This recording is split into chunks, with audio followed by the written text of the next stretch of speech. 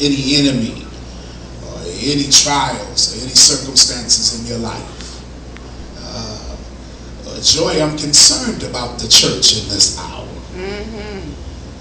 We are at a state of panic, looking at our circumstances, looking at the trials. It has intensified, but understand that there's a call of God in this hour.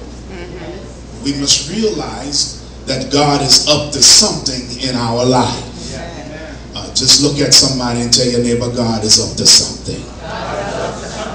And what is going on now, man of God, is that our faith is being tested. I'm being stretched right here where I'm at. Is there anybody in this house that's being stretched? When you look at, Brother Smith, when you look at the situations at hand and where you come from, woman of God, where you've come from, and you begin to look at what God is doing, sometimes we don't always understand the focus of what God is doing. But this is where faith comes in. Now faith is the substance of things, Elder Brown. Now faith is the substance of things hoped for and the evidence of things not seen. In other words, I can't see him, but yet I must trust him. Am I talking to anybody in this place? We must understand that in the process of God stretching us, that he only stretches us to take out what's not like him. That's it.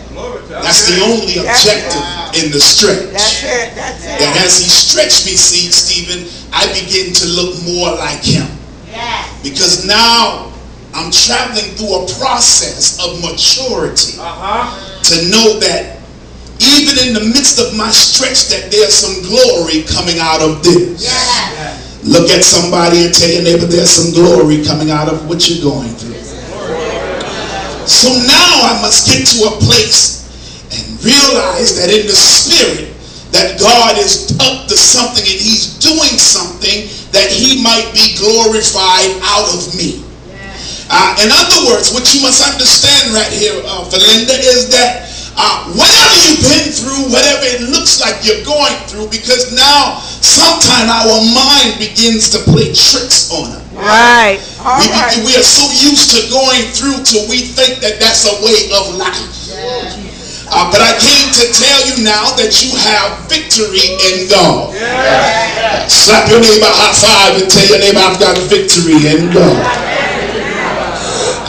We understand that we look at our situations, and if we are not careful, Troy, we allow our situations to dictate the way we live, and the way we walk, and the way we talk.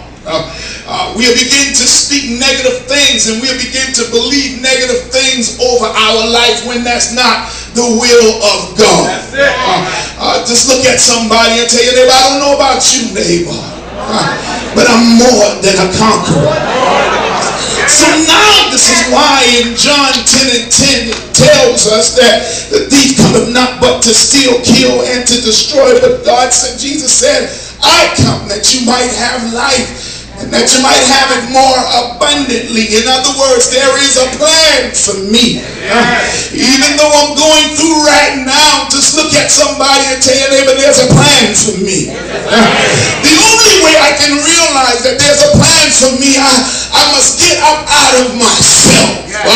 This is why it says, when I was a child, I spoke as a child, I understood as a child, I thought as a child, but now I've matured in the spirit. I realize that now I've got to put away those thoughts that think that the enemy, that everybody is against me. That it makes me think that I'm not coming up out of whatever I've been in. I dare you to slap your neighbor high five and tell your neighbor the devil is a liar, neighbor. You're coming out even better and stronger than when you went in. Because you must understand that God is in control. Is there anybody here that understands that God is in control? So now we must realize that when we mature as that believer, we understand the process.